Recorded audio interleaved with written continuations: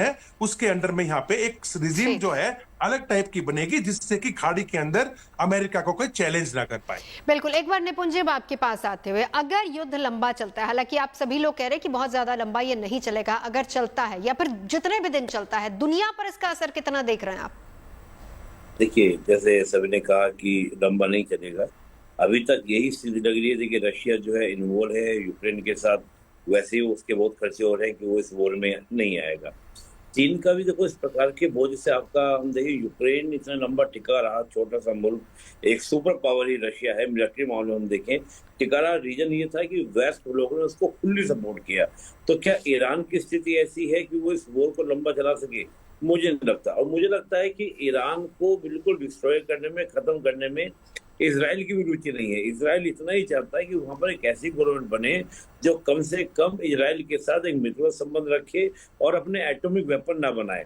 और देखिए, middle east की स्थिति है कि मिडिल ईस्ट में जब पाकिस्तान ये कॉल करता है, ईरान ये कॉल करता है कि हम एक हो जाएं, ये इस्लाम के ऊपर हमला है। पहले भी ईरान ने कई बार इस प्रकार की बातें बोली हैं, लेकिन दुनिया की ओर से प्रतिक्रिया नहीं आई है, क्योंकि सऊदी हो, ये सब कंट्रीज हो, ये सब कंट्री नहीं चाहते कि ईरान का क्या एटॉमिक प्रोग्राम बने, क्योंकि एटॉमिक अगर प्रोग्राम होगा तो हो सकता है सऊदी का गैस भी इस्तेमाल हो जाए, क्योंकि वहां भी एक कंपटीशन है कि वो is the boss of the Islam. तो उसको लेकर भी एक पंगा विवाद देखने को मिलता है। तो मुझे लगता नहीं कि बहुत लंबा ये कॉन्फ्लिक्ट चलने वाला है। ये जरूर है कि जैसे हम रिजीम की बात करते हैं, अगर अमेरिका यहाँ पर इन्वॉल्व होता है और इसराइल अगर केवल अकेला रहता है, तो इसराइल अकेला रहता है तो मुझे लगता है कि ईरान के लोग यूनाइट रहेंगे। लेकिन अगर अमेरिकन इन्वॉल्व होता है तो मुझे लगता है कि कई ऐसी बातें हैं, कई ऐसे लोग हैं ईरान के अंदर जो अंदर खाने कहीं ना कहीं अमेरिका को पसंद करते हैं।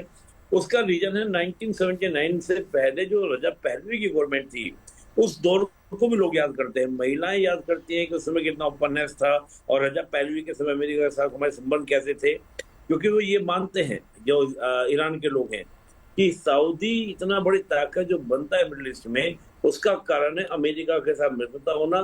79 से पहले यहाँ का जो पूरा जियो स्ट्रेटेजी थी वो बदली हुई थी, चेंज थी। तो मैं कई सारे पैरामीटर देख रहा हूँ। इजराइल चाहता है कि एनी हाउ यहाँ पर इन्वॉल्व हो जाए, और इजराइल चाहता है कि सरकार ऐसी बने जो डेमोक्रेटिक हो, हम जब चाहे बदल सके, दोस्ताना रिलेशंस हो। तो वॉर की कंडीशन मुझे लंबी लगती नहीं है, क्योंकि मकसद में भी अंतर है और ताकत में भी अंतर बहुत ज्यादा है। ज्यादा लंबी नहीं चलेगी। अब वापस एक